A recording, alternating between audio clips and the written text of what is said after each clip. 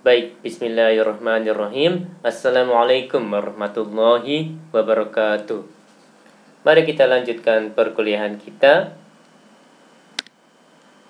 Oke, topik perkuliahan kali ini adalah kerjasama ekonomi internasional. Suatu kerjasama ekonomi yang dilakukan antara suatu negara dengan negara lain. Oke, materi ini saya dapatkan dari internet dengan sumbernya adalah sebagai berikut. Oke,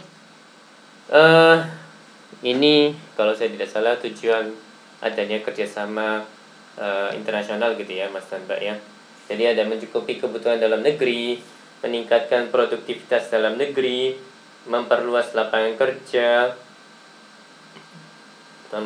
meningkatkan pendapatan negara melalui ekspor dan memperkuat rasa persahabatan. Oke, bentuknya bentuk kerjasama internasional berdasarkan letak geografis, ada regional, ini kawasan tertentu, ada antar regional, 2 kawasan atau lebih, kemudian internasional, seluruh dunia. Berdasarkan jumlah anggota, ya bilateral, ini 2 negara gitu ya, Mas dan Mbak. Kalau yang multilateral, lebih dari 2 negara, Mas dan Mbak sekalian. Oke, kerjasama ekonomi bilateral hanya melibatkan 2 negara.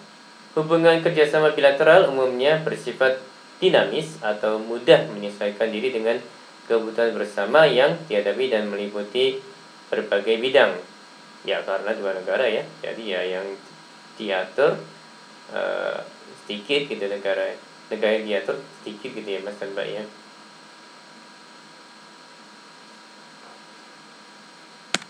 Oke, organisasi multilateral. Organisasi multilateral regional adalah organisasi kerjasama ekonomi perdagangan yang anggotanya terdiri dari beberapa negara. Keanggotaan dalam organisasi ini bisa karena kedekatan wilayah geografis. Ya, contohnya ini ya, Association of Southeast Asian Nation, ya ini ASEAN ya. ASEAN didirikan pada tanggal 8 Agustus 1967 berdasarkan Bangkok Declaration atas prakarsa 5 negara, yaitu Indonesia, Filipina, Malaysia, Thailand, dan Singapura. Tujuan dibentuknya ASEAN adalah meningkatkan kerjasama ekonomi, perdagangan, dan sosial budaya antar negara-negara Asia Tenggara. Oke, AFTA, ASEAN Free Trade Area, organisasi kerjasama ekonomi yang anggotanya terdiri dari 10 negara ASEAN, yaitu Indonesia, Malaysia, Brunei Darussalam, Singapura, Filipina, Thailand, Kamboja, Laos, Vietnam, Myanmar.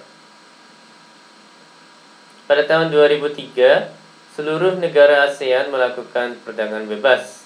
Arus perdagangan, uang pembayaran, dan faktor penunjang lainnya bebas keluar masuk dalam wilayah ASEAN hanya dengan hambatan 0% hingga 5% dan tidak ada lagi hambatan non-tarif.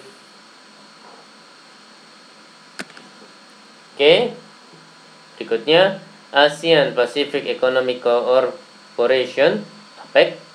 APEC adalah organisasi kerjasama yang APEC adalah organisasi kerjasama ekonomi regional di kawasan Asia Pasifik yang anggotanya berjumlah 18 negara. Gagasan pertama terbentuknya APEC diusulkan oleh Perdana Menteri Australia dan Perdana Menteri Jepang dalam Forum Kerjasama Ekonomi Asia Pasifik di Australia tahun 1989.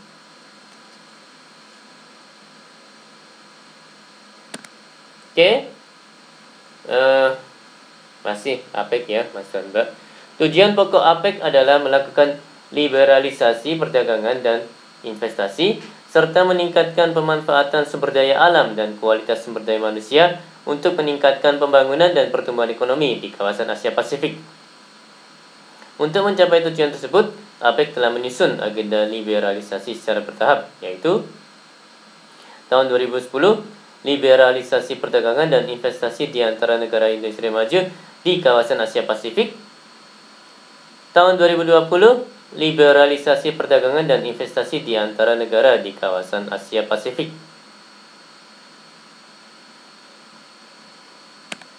Oke, berikutnya European Economic Community, EEC, dan Uni Eropa. Ini yang saya pahami sih EU ya, European Union gitu ya, Mas Nanda, kalau saya tidak salah, merupakan perhimpunan yang didirikan tahun 1958 berdasarkan Perjanjian Roma, Italia. Tujuan EEC adalah untuk menyusun politik perdagangan bersama dan mendirikan daerah perdagangan bebas antar negara-negara Eropa Barat. Di dalam EEC tersebut terdapat perlakuan diskriminatif terhadap negara luar anggota, terutama di bidang produk pertanian. European Economic Community merupakan embrio atau cikal bakal dari Uni Eropa. Oke, berikutnya NAFTA, North American Free Trade Area, merupakan blok perdagangan yang bersifat eksklusif di kawasan Amerika Utara. Ya, anggotanya USA, Kanada, dan Meksiko. Beberapa alasan penting dibentuknya NAFTA adalah adanya perubahan global baik ekonomi, perdagangan, dan informasi. Yang berikutnya perubahan internal, yaitu kemajuan ekonomi negara-negara anggota. Ya, berikutnya hasil kerjasama blok lainnya yang kurang menggembirakan. Kemudian yang keempat, menggalang persatuan regional untuk meningkatkan posisi dan daya saing dan memperkecil defisit perdagangan negara anggota. Oke, berikutnya organisasi multilateral internasional. Organisasi multilateral internasional adalah organisasi kerjasama perdagangan internasional yang anggotanya terdiri dari hampir seluruh negara di dunia. Contohnya adalah GATT atau WTO, kemudian UNCTAD, dan lainnya. Oke, ini GATT, General Agreement on Trade and Tariff, dan World Trade Organization atau WTO, merupakan organisasi internasional mengenai persetujuan umum tentang tarif dan perdagangan yang didirikan berdasarkan Havana Charter pada tahun 1948. Tujuan dari organisasi ini adalah meningkatkan arus perdagangan internasional, perdagangan bebas.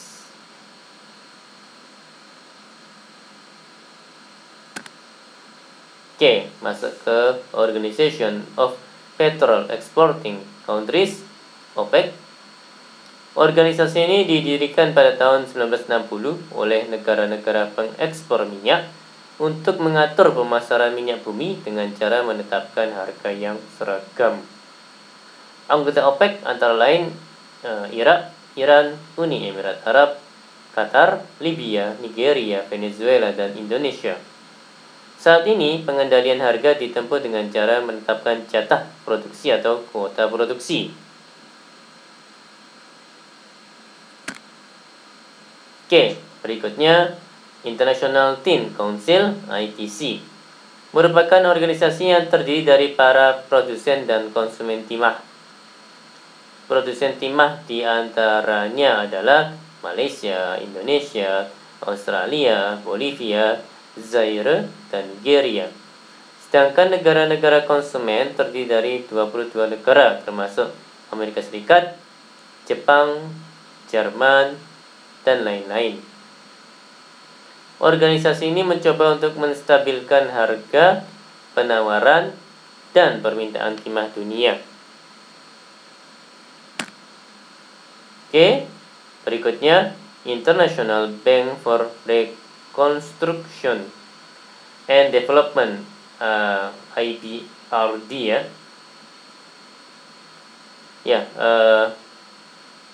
IBRD atau Bank Dunia, yaitu lembaga ini didirikan pada tanggal 27 Desember 1945 dan berkedudukan di Washington, USA. Indonesia menjadi anggota IBRD, International Bank for Reconstruction and Development, pada tahun 1954.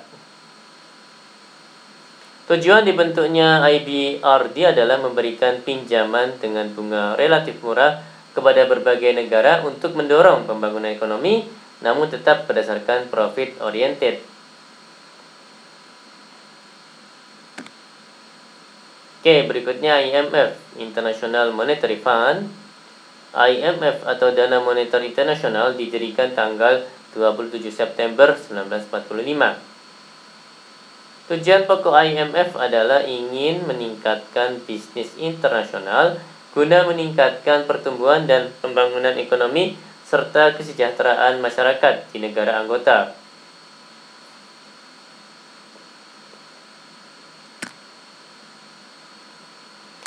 Berikutnya UNDP atau United Nations Development Program.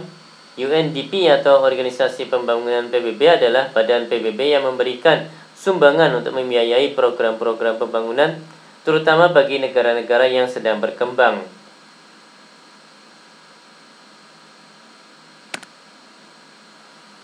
Kemudian UNCTAD, United Nations Conference on Trade and Development, merupakan suatu organisasi yang didirikan PBB tahun 1964 dengan tujuan meningkatkan kerjasama perdagangan dan pembangunan di antara kelompok negara-negara industri maju dan negara-negara yang sedang berkembang. Oke. UNIDO, United Nations Industrial Development Organization. UNIDO atau Organisasi Pembangunan Internasional PBB didirikan pada tanggal 24 Juli 1967 dan berkedudukan di Wiener, Austria. Tujuan utama dari lembaga ini adalah untuk meningkatkan pembangunan di bidang industri bagi negara-negara yang sedang berkembang. Oke, IDA, International Development Association. IDA dikenal dengan Organisasi Pembangunan Internasional PBB yang didirikan untuk tujuan memberikan pinjaman kepada negara-negara yang sedang berkembang dengan bunga yang relatif murah jika dibanding dengan IBRD.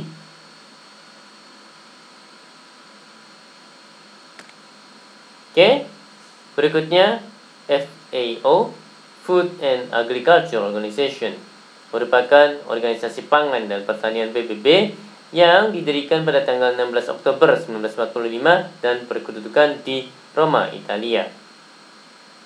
Organisasi tersebut bertujuan untuk meningkatkan jumlah dan mutu persediaan pangan dan membantu negara-negara yang kekurangan pangan. Oke, ILO, International Labour Organization, merupakan organisasi perburuhan internasional PBB yang didirikan pada tanggal 11 April 1949 dan berkedudukan di Jenewa, Swiss. Tujuan dari organisasi ini adalah untuk memperjuangkan nasib dan hak-hak kaum buruh. Oke, IFC, International Finance Corporation. IFC atau Kerjasama Keuangan Internasional didirikan di Washington tanggal 24 Juli 1956. Tujuannya memberikan pinjaman kepada pengusaha-pengusaha swasta dan membantu pengalian investasi luar negeri ke negara-negara yang sedang berkembang. Oke, ini dampak kerjasama ekonomi regional dan internasional. Jadi, kerjasama untuk memperlancar perdagangan regional dan internasional. Bentuk kerjasama pengaturan perdagangan komoditi. Kemudian bentuk kerjasama berbagai bidang.